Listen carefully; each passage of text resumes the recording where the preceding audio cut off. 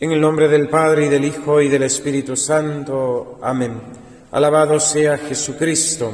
Sea por siempre bendito y alabado.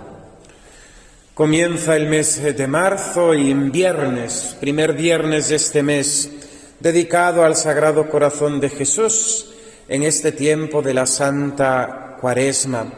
Tiempo para contemplar los sentimientos del corazón de Cristo ante el rechazo de su pueblo, ante esa persecución insidiosa, esa envidia constante, ese buscarle la muerte por parte de las autoridades de los judíos, esa entrega voluntaria de Cristo a la pasión por nosotros, por nuestra salvación, esa entrega de Cristo por amor al Padre. Corazón de Jesús que hemos de contemplar, corazón de Jesús que hemos de tener presente siempre en nuestro pensamiento, en nuestro corazón. Corazón de Jesús que tanto nos ha amado, que tanto nos ama. Y al escuchar el Evangelio de hoy, con esta parábola que Jesús dirige a los judíos y a los principales del pueblo, una parábola que resume en definitiva la historia de este pueblo de Israel, que si leemos la Sagrada Escritura vemos que ante el amor, la compasión, la misericordia de todo un Dios siempre con ellos, respondieron siempre de forma negativa con el pecado, con la idolatría. Sacados de Egipto comenzaron a protestar ante Moisés, si los había llevado al desierto a morir. En la tierra de Canaán, una vez conquistada, se fueron tras otros dioses, tras la idolatría. Desterrados en Babilonia, no supieron descubrir esa historia de Dios que hacía con ellos a través de esa penitencia, de ese castigo, y quisieron acomodarse a las costumbres de los babilonios, hacer allí su propia forma, su nueva forma de vida. Una y otra vez el pueblo de Israel contestó a Dios, contestó a su amor y a su misericordia con la infidelidad y el pecado. La parábola resume todas esas etapas. Esos trabajadores enviados por el dueño de la viña son los profetas que en distintos tiempos hablaron, denunciaron, profetizaron, señalaron, exhortaron al pueblo y terminaron mal, porque ante la denuncia del pecado y de la infidelidad, las autoridades no querían escucharle, le dieron muerte. Y finalmente, cuando el mismo Dios viene en persona, cuando el mismo Hijo de Dios, su Verbo encarnado, viene y habla y dirige su mensaje de misericordia y de salvación del reino de los cielos, también es rechazado, es llevado a la muerte, es crucificado, expulsado de la viña, figura de la ciudad de Jerusalén. Cristo muere fuera de la ciudad santa, crucificado. Podríamos pensar que estas palabras de Cristo, de la parábola, pueden surgir del rencor, como a lo mejor nosotros nos podría pasar en nuestra relación con los demás, cuando experimentamos el desagradecimiento, cuando experimentamos el mal que alguien nos puede hacer. Podemos expresar palabras de queja, de rencor, de cierta, vamos a decir, resquemor en nuestro corazón ante el mal que estamos sufriendo. Pero no es así el corazón de Jesús. Corazón de Jesús, perfectamente hombre, pero perfectamente Dios. El rencor no entra dentro de su corazón.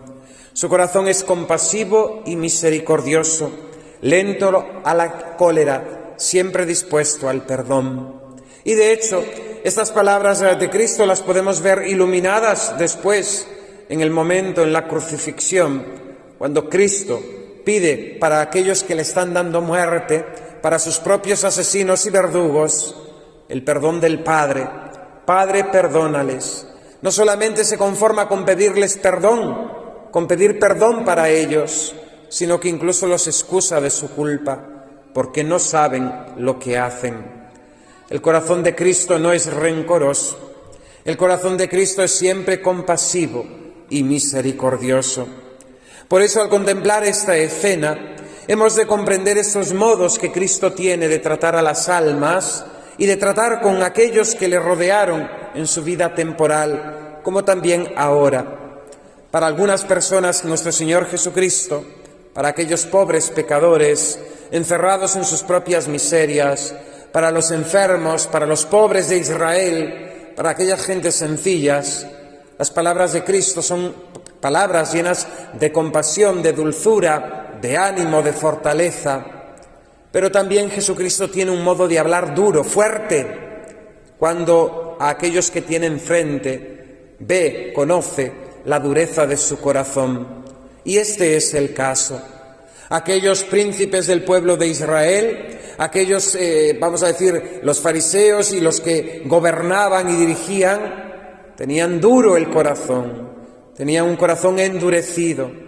Y Jesús habla fuerte, porque solamente dando un golpe fuerte se puede romper ese corazón de piedra.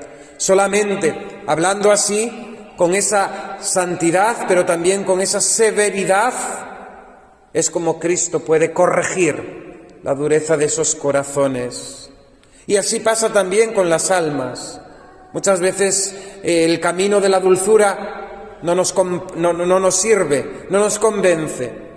Y Dios tiene que utilizar de la prueba, del sufrimiento, del dolor, tiene que utilizar esos medios para atraernos hacia sí. ¿Cuántas almas han despreciado las gracias buenas de Dios, aquellas bondades de su misericordia? Y solamente Dios, para rescatarlas, ha tenido que servirse de duros golpes de cincel para que nuevamente cayesen en la cuenta de su pecado y volviesen a la fe, volviesen a la casa del Padre. Esto nos libra en primer lugar de una falsa idea de misericordia, hoy muy de moda. Una misericordia de Dios que es la del abuelo blandengue, que le da igual las monerías que haga su nieto sean buenas o malas, sino que simplemente se ríe o como mucho ni hace caso o no se entera. La misericordia de Dios no es así. Y esto también tiene que educarnos también en esta sociedad blandengue de plastilina, donde muchos piensan que educar a los hijos es estar siempre con ese consentimiento continuo. Hay que corregir, como Dios corrige, como nos han corregido a nosotros nuestros padres, porque querían nuestro bien. Y a veces hay que levantar la voz, y a veces hay que expresar palabras severas, porque esa es la corrección del amor, esa es la verdadera misericordia. A veces la misericordia es una caricia, pero a veces la misericordia es un buen bofetón que coloque a las personas en su lugar. A veces la misericordia es una palabra de afecto, a veces la misericordia es un enojo fingido con el fin correctivo, educativo. Y esto lo hemos perdido, lo hemos olvidado y lo queremos traducir también con Dios. La imagen de Dios que se predica hoy desde muchos púlpitos es un Dios indiferente ante el bien y el mal, ante el pecado y la virtud. Un Dios que consiente todas nuestras miserias porque, pobrecillos, no pueden hacer más, están esclavos de sus pasiones. No es verdad. Dios nos ha dado la gracia, Dios nos da la fuerza, Dios nos da el perdón, Dios nos da la virtud. Dios perdona al pecador, pero Dios no consiente el pecado. Dios ama al pecador, pero Dios odia al pecado. Y por tanto, esto tenemos que tenerlo claro, para no engañarnos, porque muchas personas viven engañadas, quieren vivir engañadas y quieren falsear la imagen de Dios para seguir viviendo engañadas.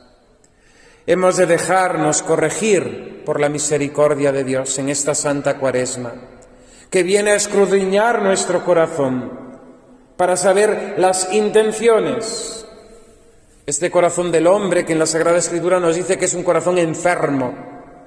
Hemos de dejarnos corregir por el corazón de Cristo. Y al presentar nuestro corazón y el corazón de Cristo vemos el abismo. Este corazón de Cristo lleno de santidad, de misericordia, de bondad, de virtud. Y nuestro corazón tan lleno de miserias, de apegos, de infidelidades, de malos deseos, de malos pensamientos. Hemos de dejar que el corazón de Jesús cure nuestra enfermedad. Bellísima Era la estrofa del himno de las vísperas que cantábamos.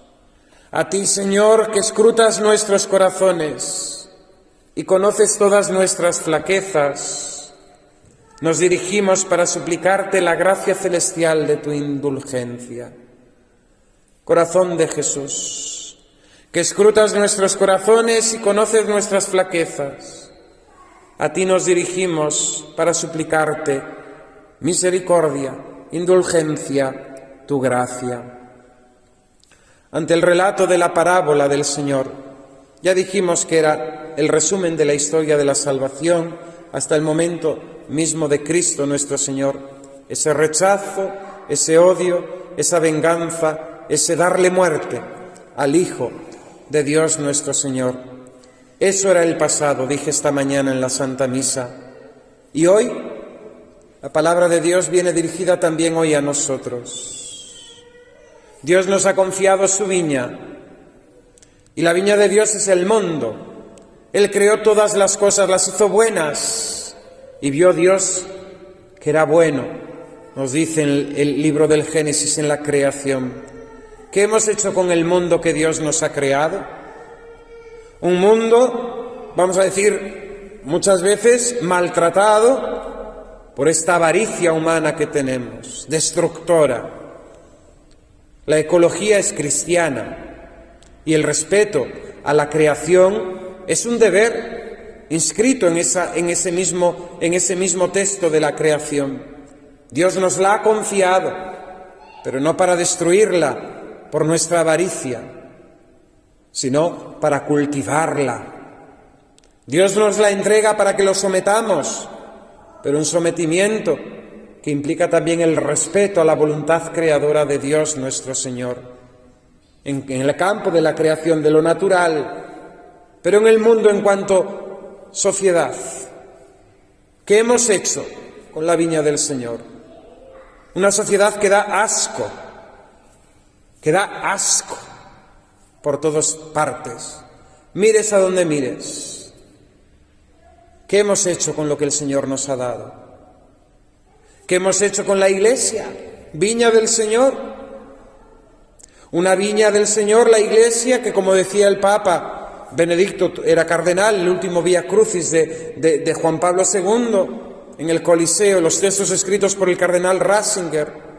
Una Iglesia que parece esa barca de Pedro que hace aguas por todas partes.